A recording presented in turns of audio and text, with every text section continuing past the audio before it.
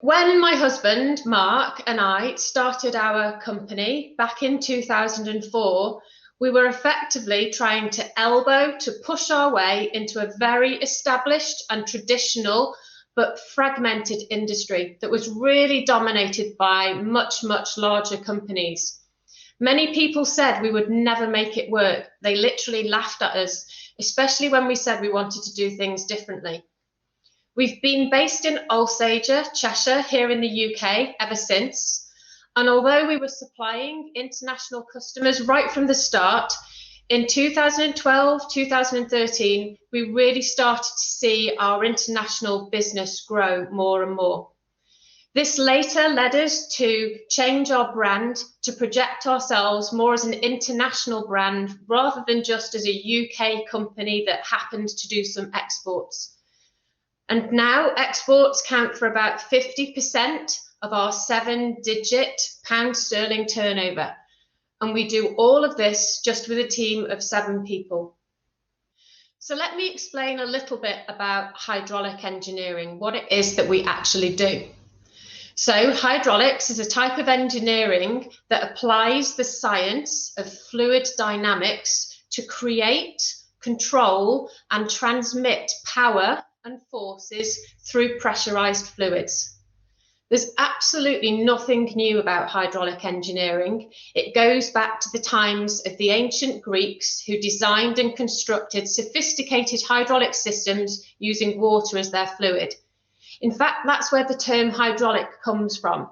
It's a word composed from the Greek for water and the Greek for pipe.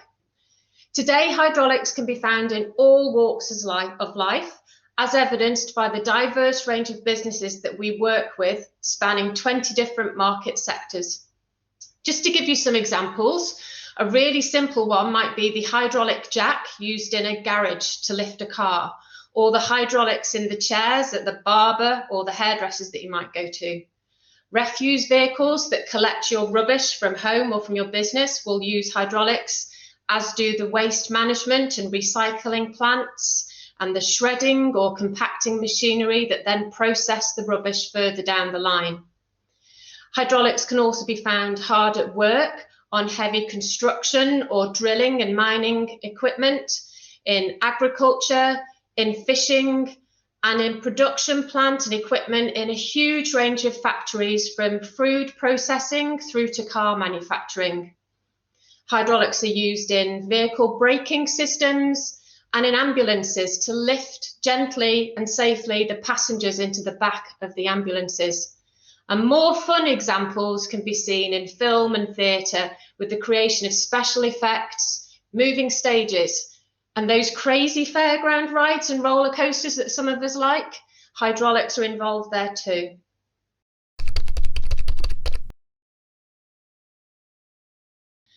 So maybe I should tell you a little bit about why Mark and I actually wanted to start our own business. Mark, my husband, was already a hydraulic engineer. He'd been within the industry for 13 years or so, but he was really disillusioned with the industry's lack of customer focus. It was very, very product-led, often with top-heavy management structures in the companies involved. My background was in financial services and banking, and in managing big strategic change projects. Together, we were absolutely determined to put the customer at the front and centre of all that we did, introducing a new way of doing business in hydraulic engineering that would be accessible to all. I call it making the miles disappear. It's about giving brilliant world-class service no matter how far away we may be from our customers. As well as putting the customer at the heart of everything that we did, we were absolutely determined that we would not be product-focused, product-oriented like our competitors, which would also mean that we didn't have suppliers pulling our strings and telling us what we had to sell, regardless of what the customer may actually need. There really wasn't another company operating like this back in 2004. And even today, everyone else is tied into products and product distribution to a greater or lesser extent.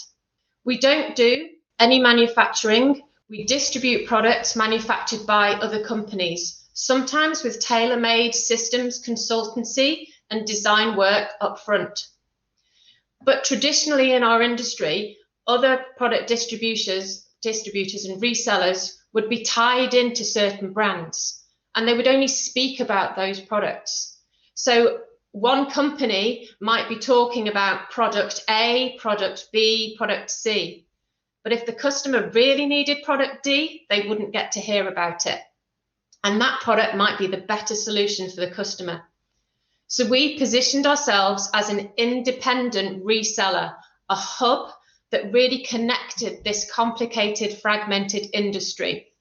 And today we work with 80 different brands covering 40,000 different products, which grows every day. Being independent in our product offering means that our stock holding is actually very modest when compared to our turnover. The moment you hold stock, that's what becomes important to you as a business. And that's where you can't truly act as independent and offer unbiased advice anymore. So the vast majority of our orders with our suppliers are what we call back-to-back orders, based on requirements that suit our customers' specific needs, not based on our deals with our suppliers from very much smaller range. We've also always been really open and approachable in our marketing, considering ourselves as professionals and experts at what we do, but letting our personality to shine through and show that we're humans as well. You often hear the expression business to business or business to consumer, but it's all human to human, H to H at the end of the day. And our human to human approach clearly works. Our customer portfolio is incredibly diverse, spanning 130 countries and 20 different market sectors. And within that, some customers know precisely what they're looking for, down to the exact product code, while others really don't have any idea and need all the support that they can get. So the important thing is that we are widely and easily accessible to our broad range of customers, regardless of their knowledge, and that they can find us at the precise time when they are looking for hydraulic equipment and the related technical services that we provide. So this brings me to how and why we took the World Wide Web so seriously back in 2004. We always saw online as our route to market, recognizing the importance of being found by customers at the precise time that they were searching and in the market for hydraulic equipment and the related services that we provide. We didn't want to have a sales force going knocking door to door, making visits just in the hopes that we happened to knock on the right door at the right time. We also wanted to reach out to a really, really wide audience, including international markets. We never considered for one moment that we needed to stay local in what we did. So we only have ever used our website as our route to market. We've never even taken part in industrial fairs or trade shows. Being available online from day one has given us a really strong international presence, creating a really important competitive advantage. And our name, Hydraulics Online, works really well for us. It tells our customers where they can find us and just how accessible we are. It's an indication that they can reach us easily wherever they are around the globe and whenever they want to contact us. And we were actually also really wise to build the word online into our brand name. It has really given us the scope to grow and build a truly online international business. Our name also makes sense. It's memorable and it translates really well around the world. Back in September in 2018, we unveiled a new brand identity to strengthen our name and its global appeal, to really position ourselves as an international player rather than just a UK company who exports. So we shed our old English logo and our colloquial strapline, and now our new brand identity really reflects our international footprint and our vision and nods to the fluid power industry while messaging that we are powering your world. We've also had to work hard to protect and develop our brand name further. Hydraulics Online, as I've already mentioned, is a very strong name that works really well for us. So we actually own over 200 additional domain names to protect our name and other technical and relevant terminology used within the industry. We've acquired these to act as a barrier to entry, as well as protecting our name. Being accessed by a large number of customers for us online is absolutely crucial to the success of our business. We can't create demand for our products that aren't there. There's nothing fashionable about hydraulic engineering. There's nothing impulsive or spontaneous about buying hydraulic engineering equipment and services. It really is all about being found online at the right time when the customer is looking. I should also add that despite being an online business, we have never offered e-commerce. Our customers cannot click and add to cart. Hydraulic engineering is complicated. A little knowledge can truly be a dangerous thing, even kill. If customers were to click and add to cart, our sales would really only be as good as the knowledge of the customers who are self-serving themselves online. So instead, our website acts as an inbound inquiry engine, and then every inquiry is handled by a human, a member of our technical team, who can work with whatever knowledge the customer has provided and really give that best advice to make sure that the system we design, the products that we supply, really are the best for that customer and their need. So in Hydraulics Online, we really wanted to create a platform, a hub, that all customers could access, regardless of the level of their own knowledge and technical expertise, and that really would help them to join the dots. Why should our customers have to understand the complicated way of navigating this very complex technical industry? And in that, our customers range from business startups through to household names.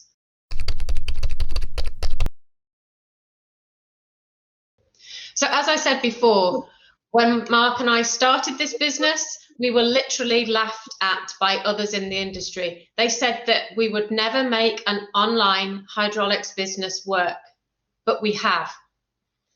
So how does our business model work? Well, our customers come to us first. So that means we're working hard constantly at being found online, appearing in those results in search engines, and having content that is relevant and that people want to click through to. We never speculatively approach anyone for business at all. And now today, our website receives traffic from customers all over the world who between them use 232 preferred languages in Google. Once we receive that inbound inquiry, whether it comes via email or phone or social media, our technical team will start to work out what it is exactly that the customer needs, working with the information that they provided us. And they will provide a bespoke service and a bespoke quote at that stage. And that's how we can do any localization that is needed to meet that customer's specific needs and to add value to them. So each and every inquiry is receiving a bespoke service. And because we're trading internationally and across such a diverse range of industries and market sectors, and with customers who have incredibly different levels of knowledge, we really don't ever have any idea what the next inquiry is going to be or how much it's going to be worth. In the UK, we will often give credit accounts to our customers where we have an established trading relationship. But really, without exception, for our international customers, we need money up front or a substantial deposit, because in turn, we might need to be paying our suppliers up front as well, particularly when we're talking about bespoke, complicated equipment that may be being manufactured and ordered. So this is where our brand and our credibility and our customers' trust in us is absolutely vital, that they trust us to take a payment from them upfront. So when we have a confirmed order from our customer, we in turn will place on our suppliers. To start with, we sometimes had to work through other resellers and distributors, but more and more now we are dealing with the manufacturers themselves directly. Once the order is ready, more often than not, it comes to us directly at our offices, but sometimes if it's really, really urgent, or if it's just not practical, the manufacturer will ship directly to our customer. So as you can see, in our business model, we have really used the internet to take a very technical proposition to a worldwide customer base, and to do so in a really, really efficient way, using a very, very small team of people. In 2021, we invested heavily in improved technology to really improve the way that our back office operates, and to make sure that we could harness much more improved data and reporting throughout the organisation. This is going to be crucial for us moving forward to ensure that we can really understand our customer base and their behaviours, and to look at targeting and segmenting our customers more effectively.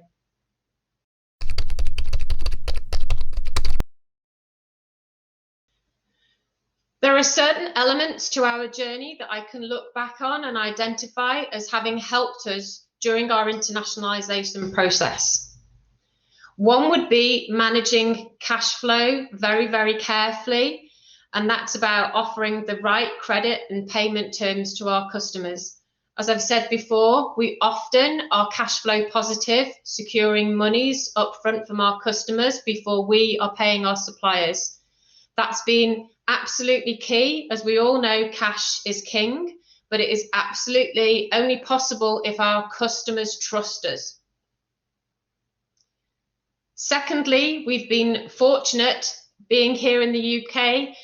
The pound is very widely traded as a currency, and it's the only currency that we work in. It really is exceptional if ever we quote in anything else, but it's never been a problem either.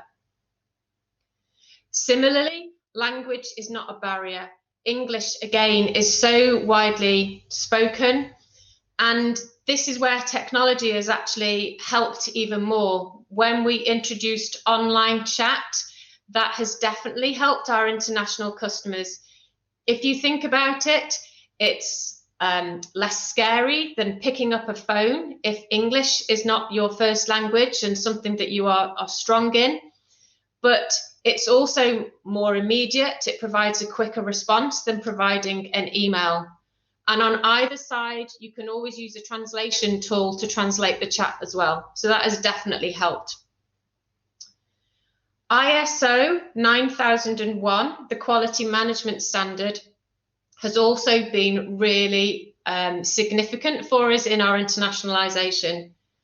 Back in 2012, I started to notice that an increasing number of our international customers, when doing their due diligence on us and sending us vendor questionnaires, were asking whether or not we had a quality management system or ISO 9001. And at the time, we didn't. So it was clear that if we couldn't put a tick in that box, that we might not secure their business. And we might not be bringing other inquiries as well if it wasn't something that customers could see that we were doing. So we invested in ISO 9001 accreditation, and in 2014 we achieved that.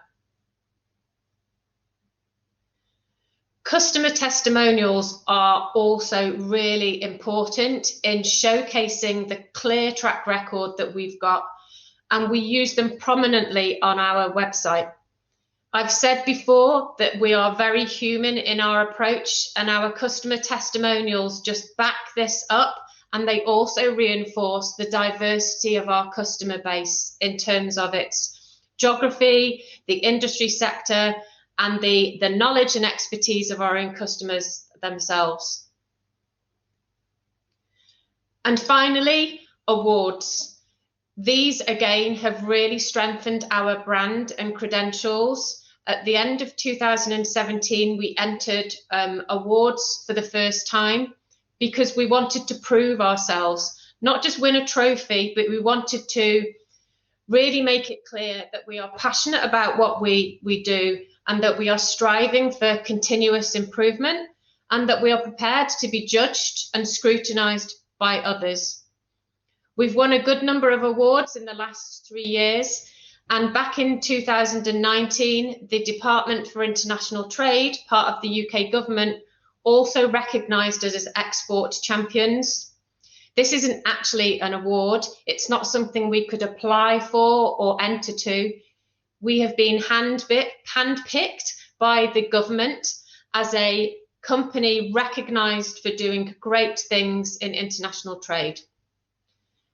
And put everything together, it's all about making those miles disappear so that it really doesn't matter whether or not our customer is around the corner or around the other side of the world. China has been our biggest export market to date, and back in 2019 we secured a contract to supply £500,000 worth of equipment to a Chinese construction firm involved in the Belt and Road Initiative. Just as all our other customers, they made the first approach to us, finding us online and doing their research remotely. And what was absolutely clear to them was the fact that they could trust us to supply genuine products and equipment. There is a lot of counterfeit product in the Chinese market, and they actually wanted to source from a non-Chinese company. And the fact that we were a very established, very reputable UK company, endorsed by the UK government's Department for International Trade, really worked in our favour and gave them all the reassurance that they were looking for.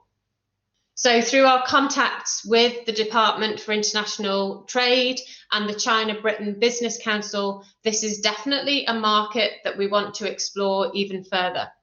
Moving on from that, in terms of our focus for the future, one of our challenges in many ways is the diversity of our customer base.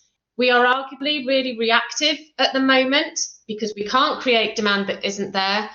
But to counter that, we do now, with the benefit of technology, want to start exploring key target markets where there is real opportunity for us to add even more value and act as a real long-term strategic partner to key clients. And I often feel that we're only just getting started. It's absolutely clear that what we do is in demand internationally.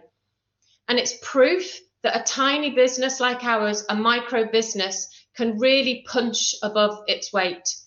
In fact, I often think that being small is one of our strengths because we can be incredibly agile, really, really flexible. There is not loads and loads of red tape and bureaucracy, and we can make decisions instantly. Our vision for Hydraulics Online is to really be the hub for this very complex, very fragmented industry that appeals not just to customers, but to suppliers alike, where our suppliers see as a real partner, helping them get the right products to the right customers at the right time. And our new technology platform implemented in 2021 is going to be absolutely key in enabling us to achieve this, both within the back office and also in ensuring that we continually improve the user experience for customers and our suppliers alike.